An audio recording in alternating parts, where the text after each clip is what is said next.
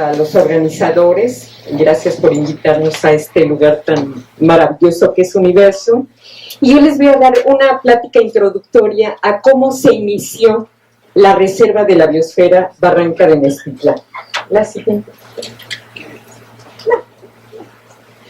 Muy bien, a pesar de que el ser humano se empezó a preocupar de los problemas ambientales desde hace mucho tiempo, fue hasta 1971 que se reunieron delegados de varios países para discutir en bloque la situación mundial ambiental. Y se inició el programa del hombre y la biosfera para ver qué se podía hacer, qué podían hacer cada uno de los países para detener el deterioro ambiental que ya se estaba viendo, bueno, como está, muy grave. En 1972, al año siguiente, en Estocolmo, se reunieron otra vez los delegados en la Conferencia de las Naciones Unidas para el Medio Ambiente Humano, en donde se volvió a discutir la problemática, pero uno de los planteamientos fue que una idea era formar reservas de la biosfera.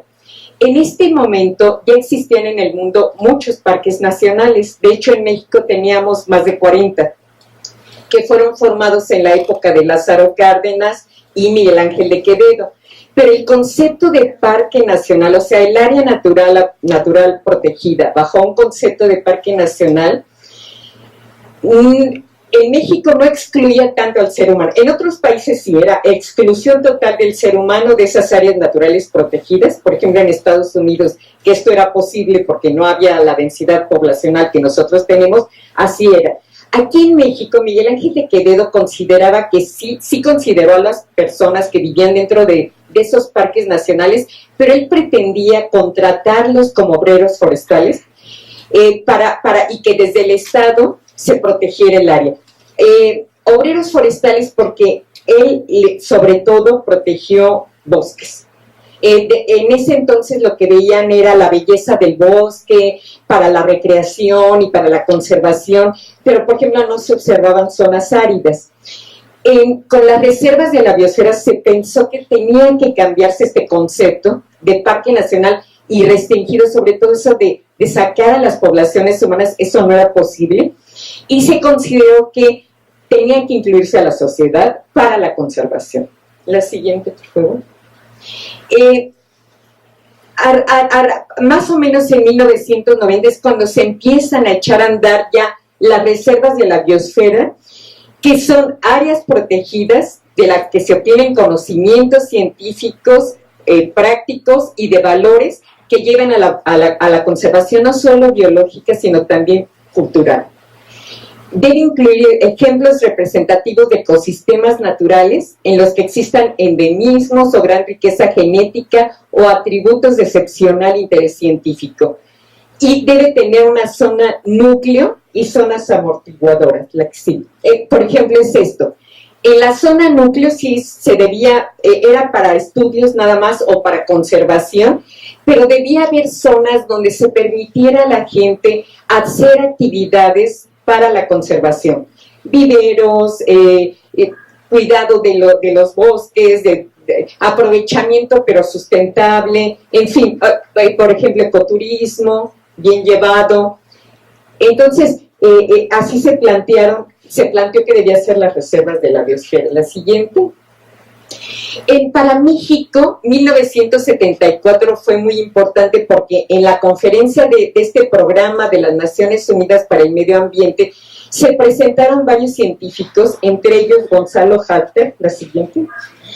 Y Gonzalo Halter es un ecólogo mexicano que dentro de estas pláticas que se dieron a nivel mundial, él incluyó la modalidad mexicana, que básicamente era esto, o sea, cuando se habló de la importancia de las sociedades humanas, él participó para decir que era muy importante no excluir a las sociedades, no dejar. Imagínense que la gente que vivía en los parques nacionales, pues trabajaba ahí, vivía, aprovechar el medio, y de repente les decían, pues ya te tienes que ir porque aquí es un parque nacional. Eso, él decía, pues, la gente de todos modos tiene que vivir, no pueden hacerlos a un lado. Y entonces él incluye este concepto no es el único, varios científicos, pero para México fue muy importante porque él, la siguiente, junto con Héctor Mayagoitia, que era gobernador del estado de Durango, pero también era científico, él era un edafólogo, y entonces entendía la problemática, y entre los dos se unieron para establecer las dos primeras reservas de la biosfera que hubo en México, la de Mapimí y la de la Michilía. Mapimí es una zona desértica árida, y es la primera vez entonces que un área protegida era con este tipo de vegetación. Y la Michilía es un bosque de pino encino, bosque seco, cada una con sus problemáticas, y eso es lo importante que Gonzalo Halter dice, hay que estudiar cada una de las reservas para analizar cómo podemos impulsar la protección a la vez que la producción, el aprovechamiento de los recursos, pero de manera sustentable. La siguiente, por favor. Para echar a andar, bueno, esto es Gonzalo Halter, pero ahora sí ya nos vamos a la reserva de la biosfera Barranca de Mezquitlán. Para echar a andar esta reserva, se tienen que analizar desde los estudios que hubo antes, por ejemplo, Hernando Sánchez Mejorada, Elia Bravo Olis y Francisco González Medrano fueron científicos que anduvieron en esta región y vieron la importancia que tenían las cactáceas ahí, bueno, en cuanto a que era una zona muy rica en cactáceas, con endemismos, con una gran diversidad, y empezaron a insistir que debía protegerse esta región. Entonces,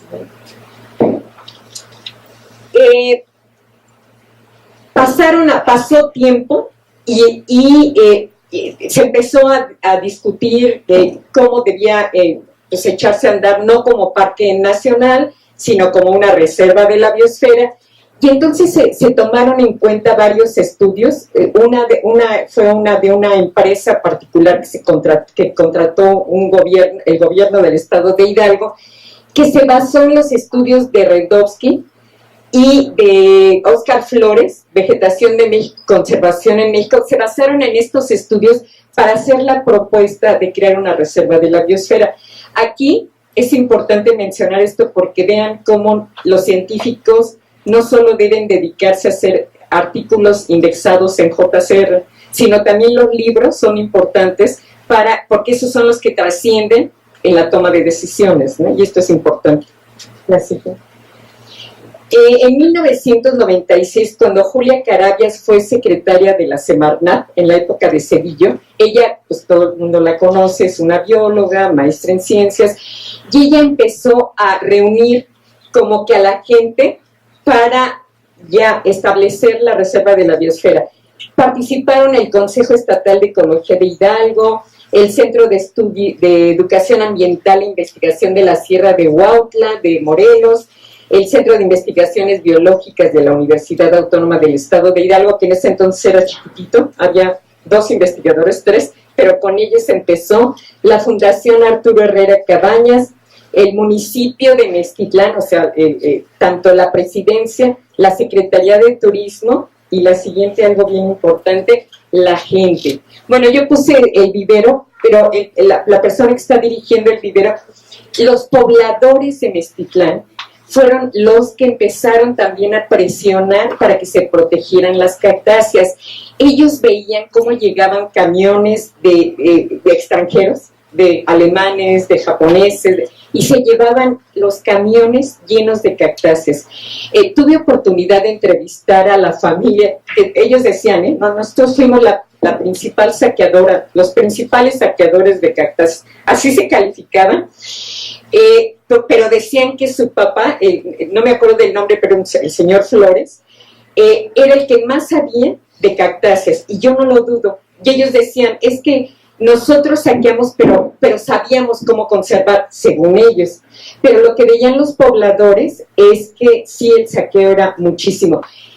A partir de entonces, la familia Flores pues ya no se pudo dedicar a esto, ahora son pescadores y tienen un vivero que está muy descuidado, pero ya, eso sí, o sea, la llegada de la reserva, digamos, sí ha servido para detener el saqueo. Hay quejas, o sea, también entrevistamos gente que no está de acuerdo, bueno, como la familia Flores, por ejemplo, ellos dicen, no, es que eso es de la reserva. Claro, ellos van a criticar porque pues, se les quitó, digamos, esta forma de vida, pero sí era mucho el saqueo. Y hay otros que también no les gusta el gobierno que hay en la reserva. Sin embargo, muchos otros sí dicen es que sí se ha logrado el control del saqueo, hay mucho menos, sí se ha logrado controlar las actividades, sí se ha apoyado, por ejemplo, hay varios viveros que funcionan muy bien, que la gente puede vivir de ellos. Y por ejemplo, me imagino que es el Floricactus, no, es el que está a la entrada, el viejo cactus. Pero hay varios viveros que funcionan muy bien, que de hecho venden en otras partes del país y que están logrando que se conserven las carcasas. Bueno.